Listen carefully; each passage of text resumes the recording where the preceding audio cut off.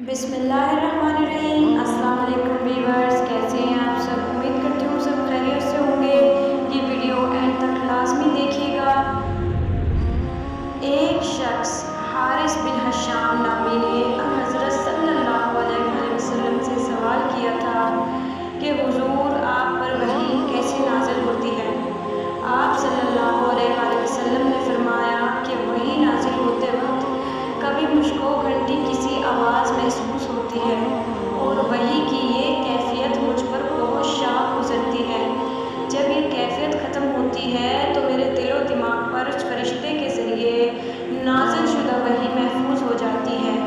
और किसी वक्त ऐसा होता है कि फ़रिश्ता बशक्ल इंसान मेरे पास आता है और मुझसे कलाम पढ़ता है, बस मैं उसका कहा हुआ याद रख लेता हूँ। हज़रत आयशा रज़ियल्लाहु तआला अन्हा का बयान है कि मैंने हज़रत सल्लल्लाहु अलैहि वसल्लम को सख्त कड़ाके की सर्दी में देखा है कि आप सल्लल्लाहु अलैहि वसल्लम पर वही नाज़िल हुई और जब इसका सिलसिला मौकूफ़ हुआ तो आप सल्लल्लाहु अलैहि वसल्लम की पेशानी पसीने से शराबूर थी।